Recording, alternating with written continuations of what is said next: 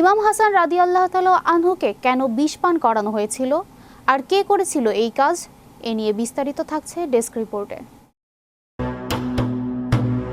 ইসলামের ইতিহাসে ইমাম হাসান রাদিয়াল্লাহু শাহাদাত একটি অত্যন্ত মর্মান্তিক এবং বিতর্কিত অধ্যায়। তিনি ছিলেন মহানবী হযরত মুহাম্মদ সাল্লাল্লাহু আলাইহি সাল্লামের দৌহিত্র এবং হযরত আলী রাদিয়াল্লাহু ও হযরত ফাতিমা রাদিয়াল্লাহুর জ্যেষ্ঠ সন্তান।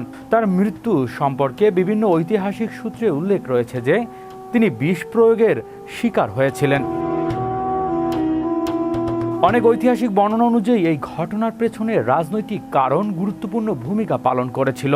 হযরত মুয়াবিয়া রাদিয়াল্লাহু তার পুত্র ইয়াজিদকে পরবর্তী শাসক হিসেবে প্রতিষ্ঠা করতে চেয়েছিলেন, কিন্তু ইমাম হাসান রাদিয়াল্লাহু ও মুয়াবির রাদিয়াল্লাহুর মধ্যকার সন্ধি অনুযায়ী মুয়াবিয়ার মৃত্যুর পর নেতৃত্ব প্রশ্নটি নতুনভাবে নির্ধারিত হওয়ার কথা ছিল।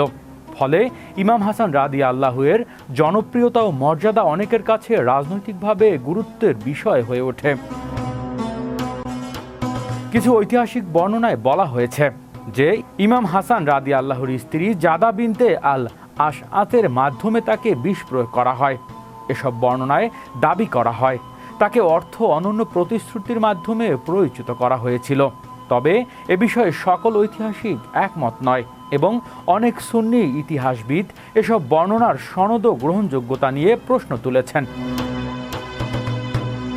ইমাম হাসান রাদিয়াল্লাহু ছিলেন শান্তি, ঐক্য এবং মুসলিম উম্মাহর কল্যাণের প্রতীক। তিনি গৃহযুদ্ধ ও রক্তপাত এড়াতে নিজের রাজনৈতিক অধিকার ত্যাগ করেছিলেন। তার জীবনের এই ত্যাগ ও ধৈর্য মুসলিম ইতিহাসের এক অনন্য দৃষ্টান্ত হয়ে আছে। আজও তার শাহাদাতের ঘটনায় মুসলিম বিশ্বের কাছে গভীর বেদনার বিষয় এবং ইতিহাসের একটি গুরুত্বপূর্ণ আলোচনা অধ্যায় হিসেবে বিবেচিত হয়। হৃদয় আশিস, বিশ্ব বাংলা 24 নিউজ ডেস্ক।